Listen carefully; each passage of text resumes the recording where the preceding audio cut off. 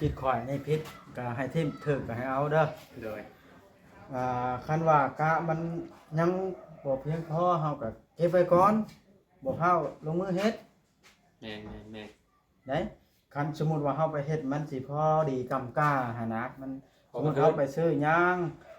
ค่าเดินทางไปน้ำมันแน่หั่นนะ ใครกินใครอยู่เนาะ เพราะว่าในร้านโฮกนั้นเฮาสิแบ่งมาซื้อยางแน่แม่นบ่แน่บ่แม่นสิไปแล้วเห็นโลดไก่ก็ได้ ต้องไปหาถามแต่ละบ้านเนาะ อืม ทุ่งให้ทุ่งหน้าได้เข้าบ้านเนี่ยบ่อยากมีเนาะ แม่นตามท้องไร่ท้องนา เพราะว่าอยากให้ตั้งรักซะก่อนมันยังก็ค่อยเป็นค่อยปันปึ๊บปั๊บเดี๋ยวนี้รอดมันสิเป็นคว้าน้ำเหลวบ่ได้ตักทางมีแต่ว่าตั้งรักจักเล็กจักน้อยก่อนเผื่อมีผู้อยากสมทบมาอีกจักล้านจักใดหั่นนะ เนาะ อ่า ต้องแบบสั้นได้ แต่ก็ต้องมีโคมไต้ตอน อย่าลืมกดติดตามเพื่อเป็นกำลังใจให้ผมด้วยนะครับทุกคนขอบคุณมากๆครับจอยเพิ่นก็แปลงรถสลิงแล้วนี่แต่มันเป็นหยังคือแปลงอันนี้กระสอบพริกเอาเพื่อบ่ให้แนวลุกรอดนะบ่ถ้าเตรียมสิไปซื้อไก่บ่แทนนะเอาแม่นแล้วเตรียมไว้บ้านฮอดมือไปแล้ววึ่งไปรถเนาะ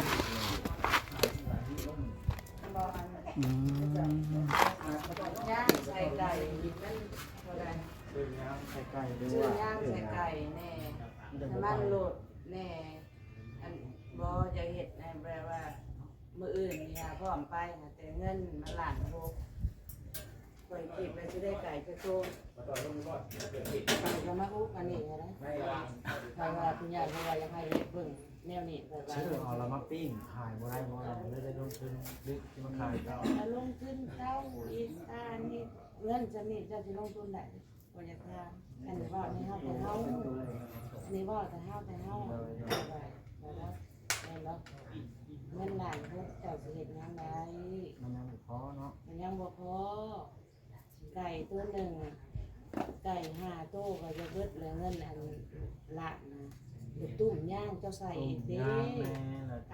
แต่คิดแน่เนาะว่าพื้นแล้วค่ะน้ำมันคือเขาจะหล่อนห้าตัวหมู่บ้านมันไม่ได้พ่อได้เงินอันนี้ให้ลงโหลดให้เห็ดโหลดเรา ได้จิวบ่ บ่ได้ทาง โอ้อันนี้เขามาปรึกษานะเข้ามาเงินล้าน6หนึ่งเขาซื้อตุ้มซื้อย่าง บ่มันยังสิมีอยู่เลยเพิ่น จะคิด เพิ่น ว่า เอามาว่า จะ นั่ ให้ นอยู่ได้ แต่ว่าให้เงิน เตรียมพร้อมแล้วบาทนี่เนาะเตรียมแก้ไก่ นั่งอยู่นี่บ่เมียเมื่อวานนี่จด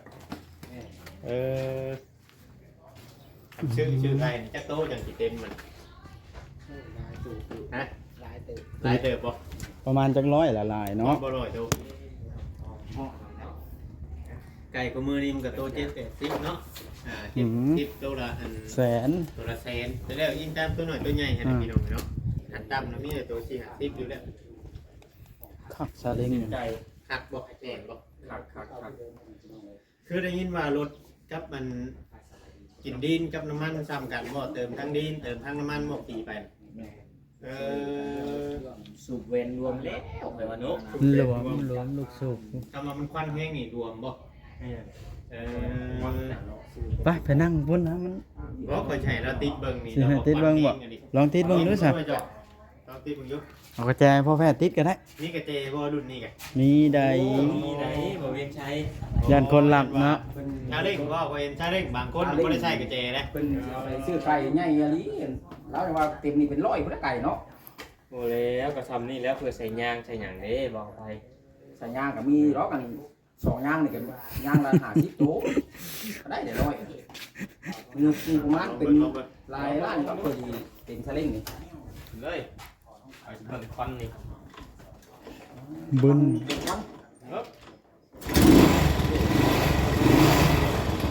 ก็ได้มาไก่แบบก้อนแห้งบ่ก้อนไหนมาไก่ก้อนตุ้มบ่ บดลีแล้วมันบดลีแล้ว เบิ่งดีเหรอ บดลีแล้ว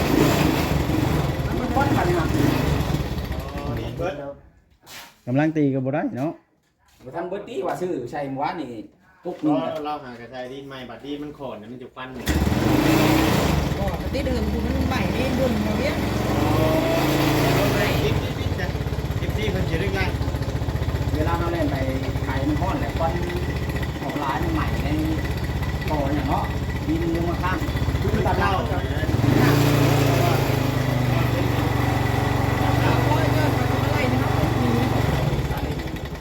ก็สิไล่แต่เฮานี่นะเนาะ เสียงดังเนาะ ไปขายไก่ ที่มาเป็นสภาพเป็นว่า ทีมงานก็ได้ รอด นั่นเด้ เสียงหลังงัวเสียงรถมาเยอะมากยาแนวมันสิคุ ไปนั่งอยู่พุ่นคือครับแต่คุยกันจังเล็กจังหน่อยก่อนจะแง่ๆ แม่ ที่ได้ไปทำบุญก่อนมื้อได้ทางกันคุยกันใช่ไหมบ่เจอหมู่สบายดีแต่เฮิงหากันสบายดีแซวเนาะ เอาคือไปตั้งให้แน่พ่อลูกแพทย์ มาข้างกล้องให้อึ๊บ เบิ่งนี่ บ่ใจบ่ใจจับตั้งให้บ่วัดเลย เรายังไงกลับไปกับพานได้แล้วกัน ผ่านกันอยู่แล้ว บ้านก็สิได้ขายโตเนาะ แม่ เพิ่นก็ โอ้สำคัญกันแหละ ก่อนอื่นสิดำเนินอย่างก่อนนะ แม่ ก่อนอื่นนี่คันว่าซื้อไก่นี่ต้องมีย่างได เอาให้กับไผกับสัมภาษณ์ได้แล้วกัน คันว่าบ่มีย่างนี่เฮ็ดจังได๋ซะอาจอยเอาเสื้อฟางมันเอาบ่ อย่ามันรูดนะ แต่มันรุดมันบินไปขาดทุน แม่ สำคัญก็ต้องมีย่างพี่น้องเอ้ยย่างนี่ก็จักสิราคาแพงหรือราคาถึงเนาะย่างนี่เนาะตอนนี้ก็เคยซื้ออยู่บ่มีบ่กูเคยซื้อย่างไก่มันนี่บ่เวียง รู้หรอกยางไก่นะนิ้วน้องเนี่ย บ่อันว่าราคามันนั่นแพงบ่เท่าไหร่ จังว่าเยอะ เครื่องร้านมันบ่ยัก กอดตุ่นบ่ อันนั้นแล้วบ่ฮู้ว่า ประมาณนั้น2-3เซนนี่เด้ยางไก่ อีกการมันน้อยอันใหญ่บ่สำคัญก็คือย่างนี่แหละพี่น้องเอ้ยก่อนจะไปซื้อไก่ก็อย่ามันหลักบินหรือว่ามันรุดออกไปแล้วก็สิขาดทุน เพราะว่าถ้ามาเอาไปซื้อแรกๆนี่ก็เอาบ่อยากซื้อได้อยู่แบบมัดแขงมันน่ะเด้มัดแข มัน ง แค่ คือ ตัว เฮาเห็น หัวย้อนลงคือเจ้านี่บ่ แม่นบ่กล้าเขาเฮ็ดหลายอยู่เด้ เพราะว่าเฮางบประมาณบ่หลายเฮาก็แบบ แต่ว่าคือว่าย่างนี่ซื้อมาไว้เฮือนน่ะจังเทื่อมื้อใดเฮาไปซื้อมาได้เฮาบ่ได้หลายเลยเฮาค้างไว้โฮมไว้เนาะให้เจอเนาะ แม่ ขังโฮมไว้โฮมไว้แบบว่าสมมุติว่าได้มา5โตหรือว่า3-4โตแบบนี้เฮาต้องโฮมไว้ก่อนมือใหม่มาแล้วเฮาจังจะขายแบบนี้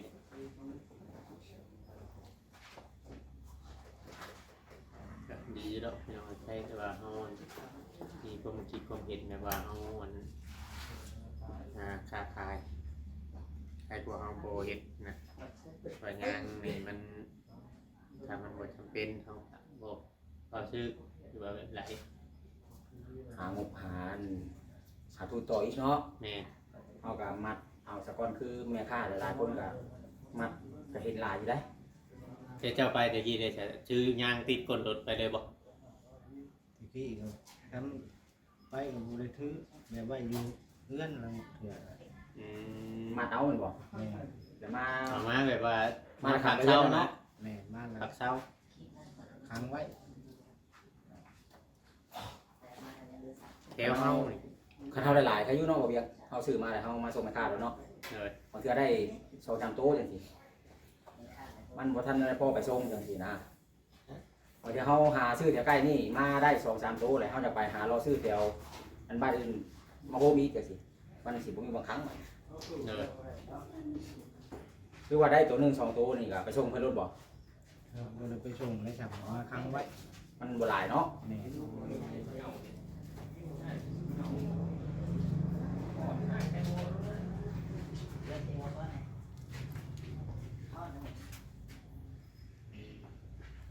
คันว่ามันเอาก่อนนี่ก็สิบ่ได้บ่สั่งเฮาได้งบประมาณเฮาขายได้กำไรไก่มาแล้วเฮาจะคอยซื้อตามทีหลัง โอ้คันว่าอันนั้นในความคิดข่อยในพิษก็ให้ทิมถึกก็ให้เอาเด้อ เลย คันว่ากะมันยังบ่เพียงพอเฮาก็เก็บไว้ก่อนบ่เฮาลงมือเฮ็ด แม่แม่ ได้คันสมมุติว่าเฮาไปเฮ็ดมันสิพอดีกำกาหานะมันสมมุติเฮาไปซื้อยางค่าเดินทางไปน้ำมันแน่หันนะมั ใคร น กินใครอยู่เนาะ เพราะว่าในร้านโฮกนั้นเฮาสิแบ่งมาซื้อยางแน่แม่นบ่แน่โมเมนต์สิไปแล้วเห็นโลดไก่ก็ได้ ต้องไปหาถามแต่ละบ้านเนาะ อืม ทุ่งไห้ทุ่งหน้าได้เข้าบ้านเนี่ยบ่อยากมีเนาะ แม่นตามท้องไร่ท้องนา เพราะว่าอยากให้ตั้งรักซะก่อนมันหยังก็ค่อยเป็นค่อยปันปึ๊บปั๊บเดี๋ยวนี้รถมันสิเป็นค คว้าน้ำเหลวบ่ได้ตักทางมีแต่ว่าตั้งรักจักเล็กจักน้อยก่อนเผื่อมีผู้อยากสมทบมาอีกจักล้านจักใดหันนะ เนาะ อ่า ต้องแบบสั้นได้ แต่ก็ต้องมีโคมใต้แล้วตอนชวนลายนี่สิไปตอนหัวค่ำแน่เนาะบ่เวียงสิจับไก่ได้เนาะชวนลายไก่ออกไปหากินย่ำ ก็เห็นพวก นั่น ข้า เลยทำไมตรงนาดิ เห็นรอมาตอนแรงพุ่นได้ ต้องไปเชิญไว้ แม่นเขาต้องไปถามมัน อ่า เจ้าของไก่ว่าขายบ่แล้วเพิ่นว่าขายแล้วก็เจ้าเข้ามาตอนค่ำเด้อเวลาไก่มาจับได้เฮาก็จังได้ไปอีกอะนะเนาะอาจอย แม่น ไก่มันจับบ่ได้ตอนเย็นเนาะ แม่นส่วนหลายนี่จะยังมื้อแลง ต้องได้ไปขับมาเมื่อแน่นี่แหละจังว่ามันจำเป็นเนาะยางนี่เฮาเวลาเฮามาเนี่ยเฮาสิบ่ได้ไปชกกับเจ้ามันค่ำเด้มันมืดเด้ มันจำเป็นเป็นมาแล้วมันได้ค้างไว้ก่อน ต้องได้ขังไว้ก่อนพี่น้องเอ้ยคันเฮาสิเฮ็ดปุ๊บปั๊บแบบซื้อมาได้คันมันได้แล้วไปชงโลดก็ใครแน่เนาะแม่น ยากตัวนี้แหละพี่น้องต้องคันว่าสิลงมือเฮ็ดปุ๊บปั๊บโลดก็คันซื้อยางแล้วก็มาไล่คันน้ำมูกน้ำมันก็กินขายางแน่ในการเดินทางเนาะเฮาไปก็เพื่อสิได้ไกลก็ก็สิเบิดเงินในส่วนจำนวนที่ล้านลูกนี่ก็สิยังเหลือตัวใดพี่น้องบัดนี้ไปซื้อไก่ก็เจอใส่โต๊ะบัดเงินล้านนึงนี่ ได้สิบ่หลาย ได้กว่าจะ15โต๊ะฮอด ให้ถือไว้ก่อนชักในความคิดเอาเด้อ ในความคิดเห็นส่วนตัวเนาะ แม่นถือไว้ก่อนเผื่อว่ามีผู้รักผู้ใหญ่เป็นสมทบมาอีกเด้ผู้ใหญ่เป็นสมทบมาแล้วเฮาก็จังอย่างขันต่ำเนาะขันต่ำมันต้องประมาณอยู่4ล้าน 4 ล้านเนาะ 3-4ล้านอยู่แล้วเฮาเฮ็ดเพราะว่าทั้งเทื่อว่าไปแล้วรถโชว์รถยางเนาะรถเก่ารถยางมันโชว์มันมีปัญหาแหละมันสิยากนะจังนั้นว่าแห่งสิเป็นหนี้เป็นซีนโตคือว่าเฮาไปนี่ก็ทางผู้รักผู้ใหญ่เห็นสิถูกสิผิดก็แล้วแต่บางคนก็อาจจะคิดมุมมองมันบ่คือกันเฮาสิห้ามความคิดความเห็นคนมันบ่ได้บ่ให้ว่าหยังออกความคิดความเห็นหยังเลยก็เป็นไปบ่ได้ใครแน่อยู่แล้วบัดนี้เฮาก็โล่งอกสบายใจแต่ว่าใช้สิมีใช้ศีลมันสำเร็จเรียบร้อยมันบ่ได้ยังมีหยังแล้วบัดมีแต่ว่าหาเงินสองคนผัวเมียนี่เลี้ยงปากเลี้ยงท้องตัวเองนี่สิบ่ได้บ่ต้องนั่นแหล้วแต่ตัดอ้อยก็ยังกุ้มได้มื้อละ50ก็ สมมุติว่าบ่ได้เฮ็ดเนาะสมมุติว่ายังบ่ได้เฮ็ดมื้ออื่นเพิ่นโทรมาให้ไปสิยาสิหยังก็ยังสิไปอยู่บ่ ไป ไปเข้ามาเฮายังบ่ได้ไปขายเนาะ แม่น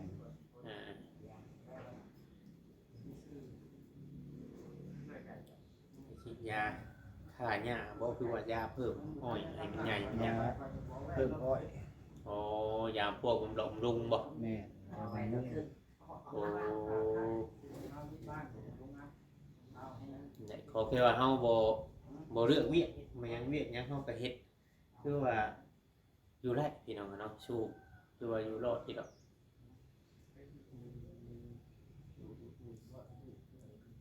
มันบ่ได้อันนั้นหยังเนาะ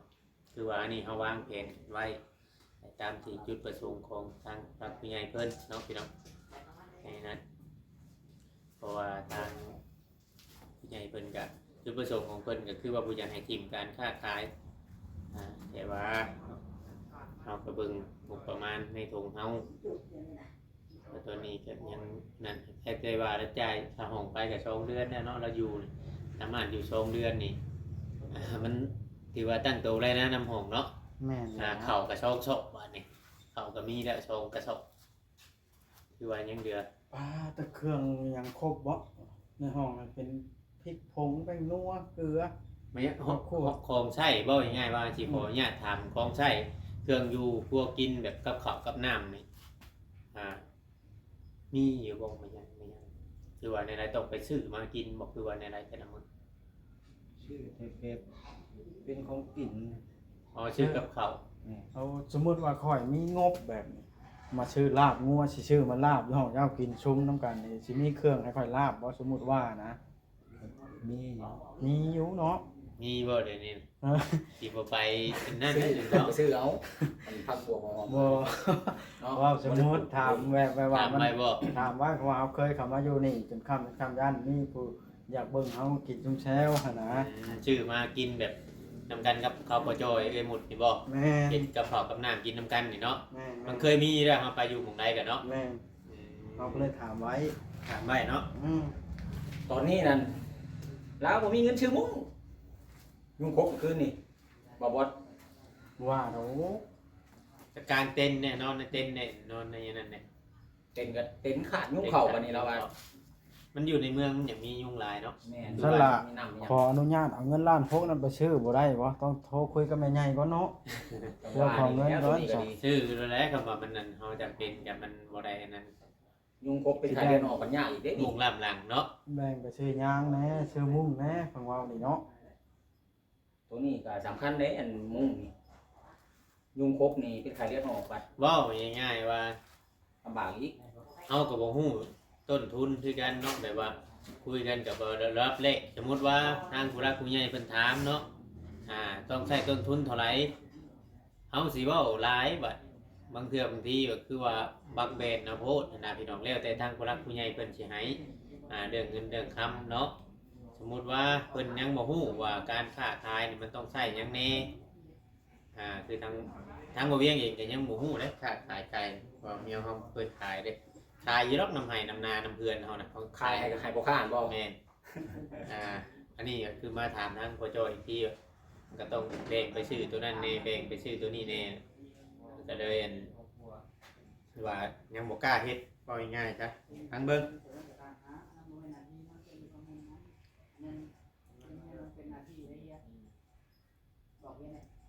คันเฮาสิไปซื้อเฮาเป็นพ่อค้าไปซื้อไก่นี่คือทางพ่อค้าเพิ่นก็ต้องไปตอนค่ำตอนมืดนะ แม่ ต้องได้กลับห้องค่ำแล้วบัดนี้เนาะคันว่าไปหาซื้อหาแลกในส่วนตัวนี้นะซื้อไก่ ต้องไปค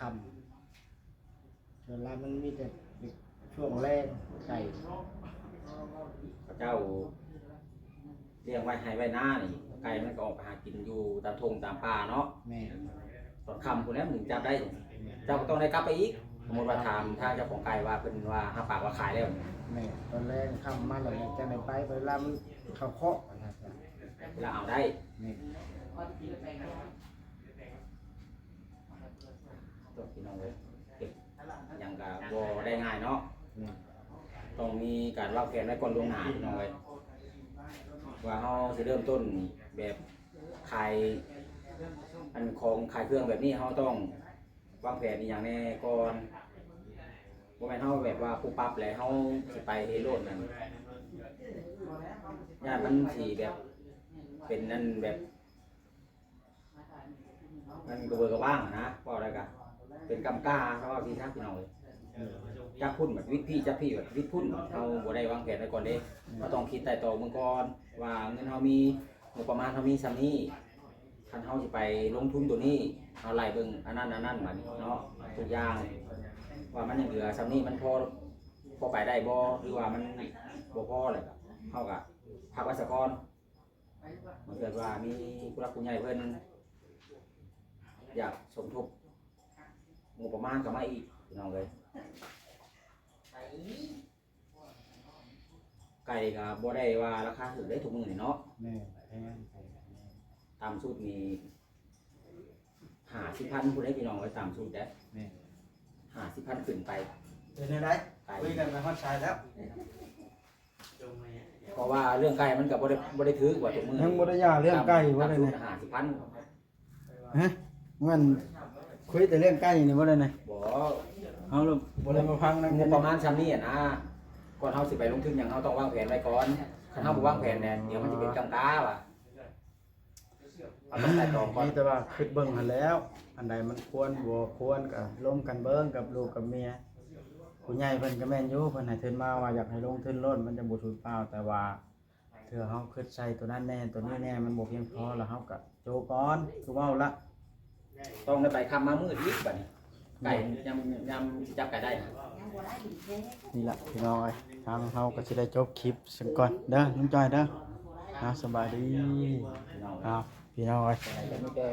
ทางเฮาสิได้จบคลิปก่อนบาทนี่มาเบิ่งทีมงานสบายดี จบแล้วบ่น่ะ จบแล้วค่อยนะมันยืดยาวพอสมควรละ ชื่อใหม่มันยังเบิ่งหลายแล้ว เด็กมาเบิ่งว่าจอย จบคลิปแล้วพี่น้องพี่น้องเอ้ยคือคุยเรื่องสิเอายังไงต่อกันปล่อยให้อ้ายกับไผเพิ่นคุยพี่น้องเอ้ยเฮาไปเว้ากันมันสิชนกันเว้าไปแล้วชนฝากันก็เลย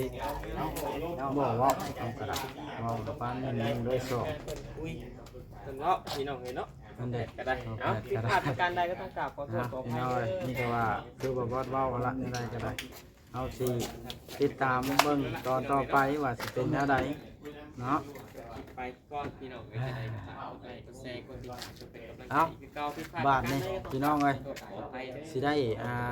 สู่คนพี่น้อง จบคลิปลงซ้ำนี้แล้วบ่จอยค่อย กันตอนต่อไป สบายดีผิดพลาดก็ขอโทษขออภัยนำพี่น้อง FC ระหว่างว่าจอยไอ้จอย